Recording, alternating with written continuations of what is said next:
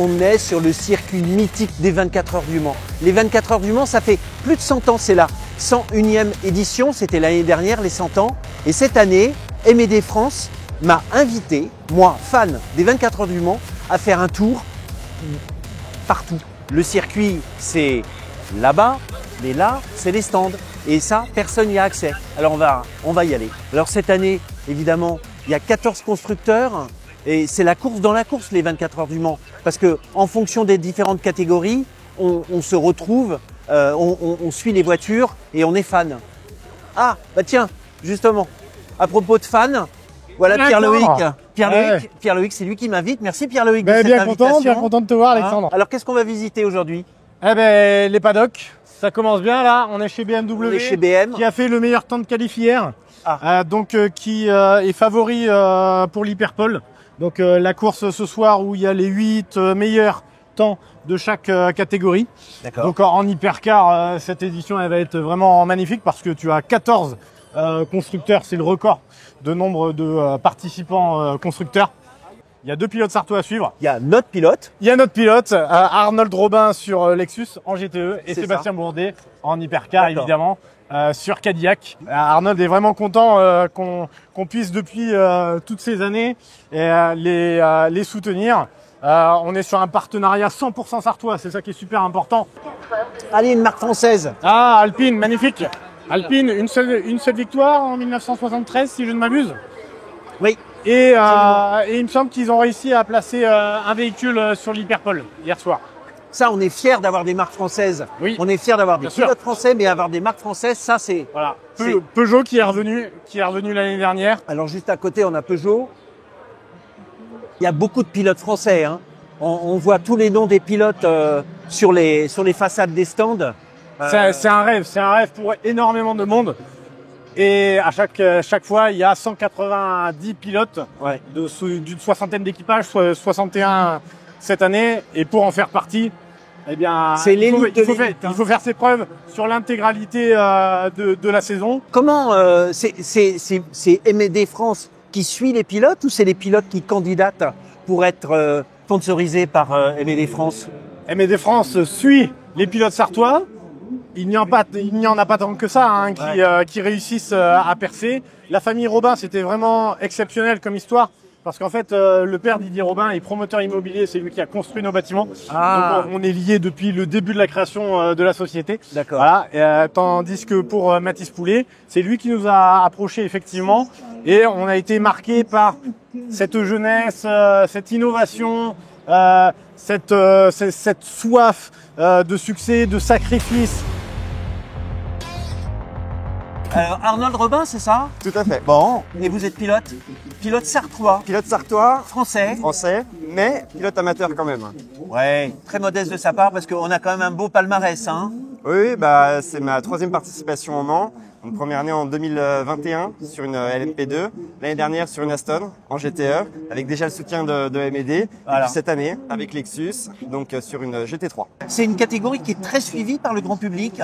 Alors, pour être honnête, toujours peut-être un peu moins que les hypercars, parce que voilà, on a aussi un renouveau de l'hypercar. Pour les vrais passionnés de sport auto, bah oui, forcément la catégorie LM GT3 elle est suivie parce que c'est des voitures qu'on peut retrouver sur la route, parce qu'on a la présence de 8 constructeurs et 8 marques différentes, 8 marques prestigieuses. Donc il y a forcément une aura autour de ces LM GT3 sur lequel le public se projette forcément un peu plus. Et forcément, le pilote a aussi un contact un peu plus, on va dire, plus fort, plus intime avec son public, non? Oui, je pense. Quand il voit notre voiture, quand on a la chance de la présenter à nos partenaires au public, ouais, ils se voient un peu plus au volant, ou ils imaginent un peu plus que c'est de la piloter qu'un prototype où on est à des années-lumière d'une voiture de route, alors qui est aussi un reflet technologique de ce qui arrivera dans les années futures. Mais effectivement, je pense que ça parle un petit peu plus au public. Le soutien de MED, ça consiste en quoi? Parce que MED m'a dit, nous, on finance le pilote. Ça veut dire quoi?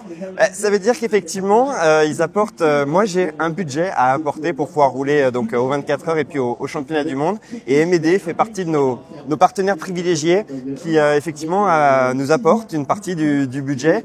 Il faut savoir que sans eux, sans nos partenaires, moi je pourrais pas rouler à ce niveau-là parce que ça commence à être des sommes importantes. Il y a combien de pilotes français sur le Mans cette année? Alors on doit être une trentaine, Ah, quand même. ce qui représente la nation la plus représentée. Ah, c'est bien. Et on a la chance d'être deux Sartois, Ouais. moi et Sébastien Bourdet. Et toi, tu te sens comment? Pas mal. Alors on dit toujours que la semaine du Mans avant la course, on n'a pas assez roulé. Ouais. Moi j'ai eu pas mal de séances écourtées, donc j'ai pas fait beaucoup de tours. Ça veut dire combien de tours? Combien de kilomètres? On sait que le circuit fait 13 km 600. Hein? J'ai peut-être fait 15 tours au total là depuis le début de la semaine. 15 tours. C'est pas beaucoup. C'est pas D'accord. beaucoup. Mais on va encore avoir du temps de roulage aujourd'hui. Et puis mine de rien, la course, en début de course, on se réinstalle aussi dans un rythme, on reprend des repères. Je pense que ce sera pendant la course que je serai optimal. Et puis non mais c'est toujours un peu le cas au Mans. Après c'est pareil, j'ai deux pilotes qui sont débutants au Mans. Donc on augmente un petit peu aussi leur temps de roulage pour qu'ils s'habituent au Mans. C'est vraiment un circuit particulier. C'est un circuit particulier aussi pendant la nuit. Donc voilà. Moi, je leur laisse pour l'instant aussi un petit peu de temps de roulage, mais voilà, non, ça va se caler. Alors, moi qui ai couru au Mans, je connais un petit peu, et j'ai souvenir que sur une course de 24 heures, quand on fait du repos, on revoit la piste. Et est-ce que c'est une sensation que toi, tu as aussi?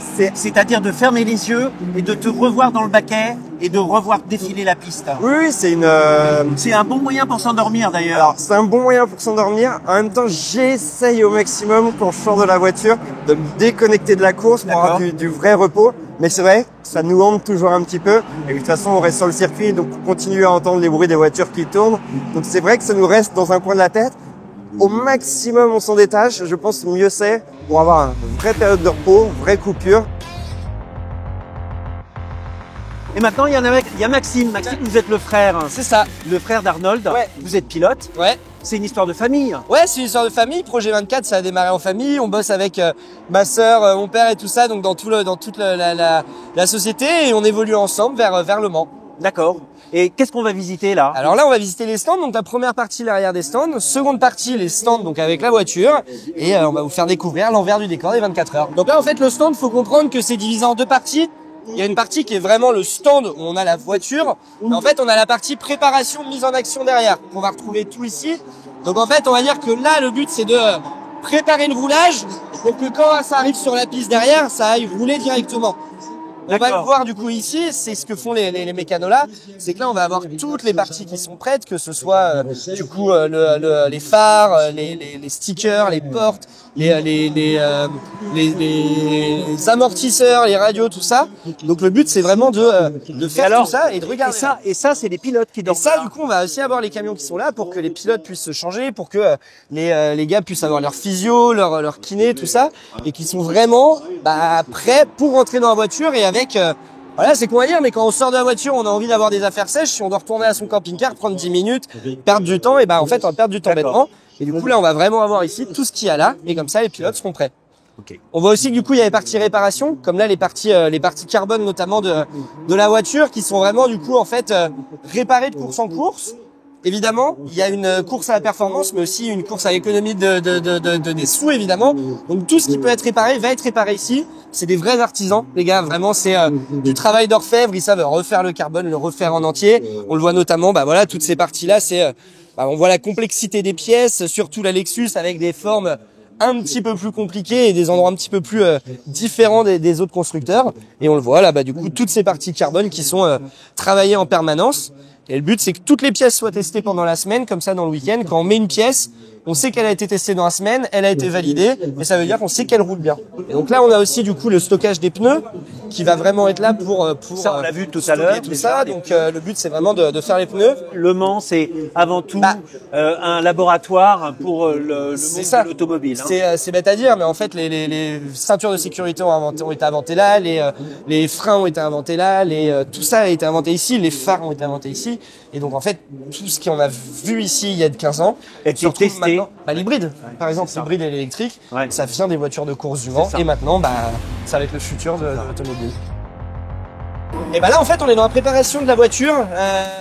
On va attaquer la séance d'ici une petite heure. Donc là, c'est les dernières révisions. Vérifier que là, par exemple, on fait ce qu'on appelle une dalle. Donc ça veut dire que toutes les roues sont parallèles, que la voiture en général est vraiment parallèle. Comme une géométrie en fait sur la voiture de tous les jours. En fait, la base de la voiture du sport auto, c'est la GT surtout, c'est une voiture de série. Donc des moteurs de série coursifiés, la voiture coursifiée quand même, mais on reste sur une base qui est une voiture pour aller vite, faut que ses roues soient droites. Enfin, c'est idiot à dire, mais en fait, toutes ces vérifications, à force de passer sur les vibreurs, on peut avoir les roues qui se déforment un peu ou quoi que ce soit, et en fait, c'est toutes ces vérifications qui vont faire que la voiture va partir en un seul morceau, prête à rouler. Aussi vérifier les chauffe-moteurs. Donc là, on va bientôt allumer les moteurs pour les chauffer. Comme ça, quand on va sur la piste, on peut directement attaquer. Peut-être les plaquettes à changer. C'est combien de temps une chauffe-moteur? Ah, c'est 5 minutes à peu près. D'accord. Ils ont des process bien précis, tel régime, après telle température, on peut monter. Il y a vraiment des process précis, ça c'est même pas les pilotes qui les font, là c'est vraiment les ingénieurs. On est dans un labo en fait. Hein. Ah bah c'est vraiment un labo, là on le voit par exemple avec là la voiture se lève, ils sont en train d'enlever les dalles, ils la préparent, chacun sait ce qu'il fait.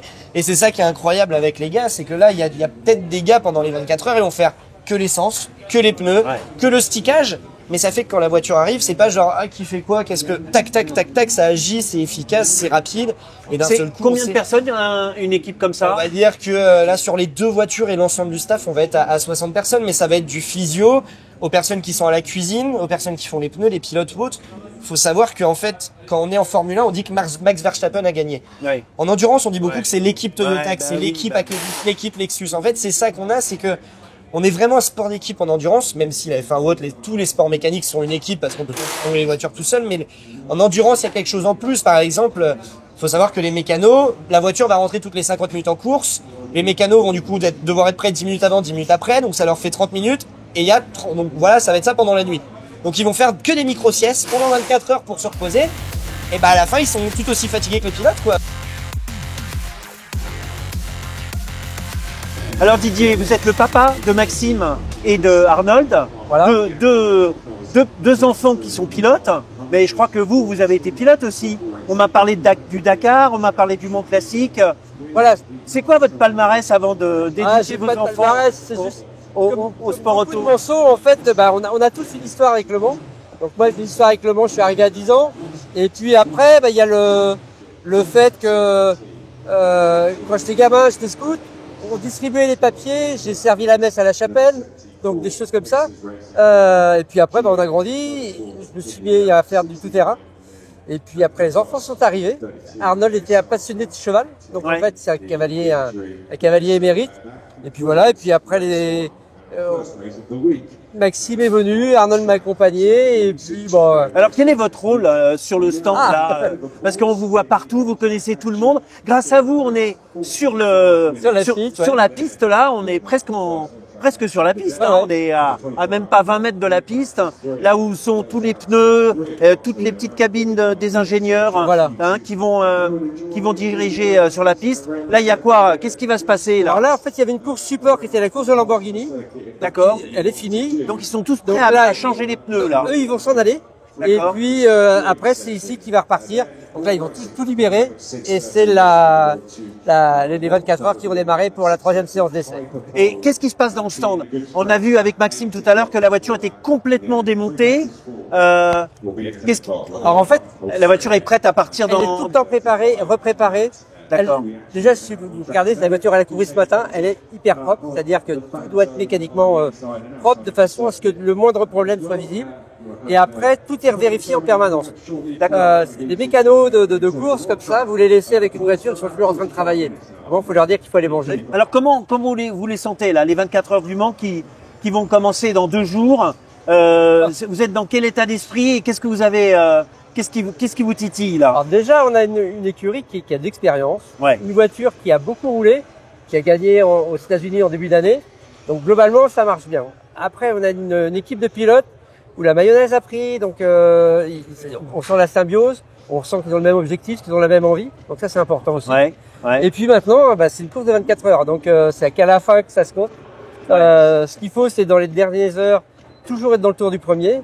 Et puis après, il y a un concurrent particulier que vous avez dans la ligne de mire. Les Lamborghini, les Iron Dam déjà, parce que Arnold et Maxime ont fait les 24 heures de Spa il y a 2 ans. Ils ont terminé 2e derrière elle. Donc s'ils pouvaient les battre, ce serait c'est juste des petits plaisirs. Hein. D'accord. S'ils pouvaient même 2e sur le podium GT derrière elle, ce serait encore parfait. Donc non, après c'est la course. On sait qu'il va pleuvoir. il y a la fatigue, il y a toutes ces choses-là. Et puis, il y a les différences de vitesse entre les voitures. C'est des fois impressionnant. Hein. Une anecdote, dans toute cette carrière que vous avez eue, entre le Dakar, le Mans classique, parce que ça aussi, qu'est-ce que vous avez, et tous les Mans que vous avez, quelle est la petite anecdote, le petit truc qui vous avez envie de parler? C'est la première fois où j'ai roulé avec mes deux garçons. Ouais. C'était à Manicourt. On a fait la course ensemble, on l'a gagné. C'était un truc fabuleux. C'est Maxime qui a terminé. Il avait pas 16 ans. Donc, je crois que c'est le plus beau souvenir, ça. C'est vrai que ce côté familial, parce que c'est aussi l'ambiance du Mans. Oui. Les gens viennent ici en famille. Bien sûr. Hein, c'est une course très populaire, très familiale. Et comme vous, moi j'ai fait du kart avec mes enfants. Je les ai emmenés au Mans quand ils étaient tout petits. Et maintenant sur circuit, on est toujours à se tirer la bourre. Et c'est ça finalement le sport auto. C'est une histoire de famille. Et puis nos vrais concurrents, c'est nos enfants maintenant. Hein. Il y a ça. Et puis après, nous, on est dans un système où on est vraiment sartois. Donc, on fait partie, toutes les entreprises, tous nos partenaires sont sartois. D'accord. C'est une voiture japonaise, Ah oui. mais tout le reste est français. Voilà. D'accord. Et après, Donc, on on peut le fait dire que- partager, nous, avec D'accord. les sartois tous les jours. Notre projet, ça s'appelle Projet 24, les sartois dans la course. Et il y a vraiment ce moyen de faire prendre la mayonnaise. Et le côté populaire, c'est quand même, c'est ça aussi une fête. C'est le sport auto. Voilà. C'est ça le sport auto. Merci beaucoup Didier. Pas de problème. Bientôt. Merci bien. Ah, Salut Pierre-Loïc. Alexandre, comment ça va? On est accueillis dans des conditions vraiment exceptionnelles au réceptif VIP Lexus MED. C'est l'un des meilleurs endroits du circuit pour voir les véhicules, pour les suivre le plus longtemps possible.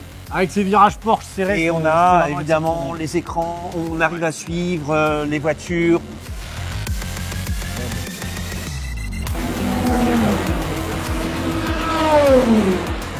le fameux Porsche Experience Center du Mans. Et donc les virages Porsche. Ouais. Et tout à l'heure, j'en parlais tout à l'heure. Pour moi, il n'y a pas de Mans sans la grande roue. Effectivement. Et voir la Depuis nuit, le temps qu'elle est là. voir la nuit les voitures passer avec les phares, c'est fabuleux. Je souhaite te présenter l'un de nos meilleurs partenaires. Ah bah oui. Un des plus historiques Porsche. Alors en quoi consiste ton travail? C'est de dépanner les grossistes le plus vite possible avec 2 sites, un à Toulouse et à Bordeaux. On livre 28 départements en H+4. Ça fait 14 ans maintenant. Ouais. On est très heureux de travailler avec eux. Eh ben merci. Alors cette journée incroyable. Je sais qu'il y aura à peu près 250 000, 300 000 spectateurs ce week-end. Mais moi j'ai été un spectateur complètement ébloui par cette journée. Merci beaucoup. Bah, je t'en prie, Pierre-Loïc, Alexandre. c'était vraiment super.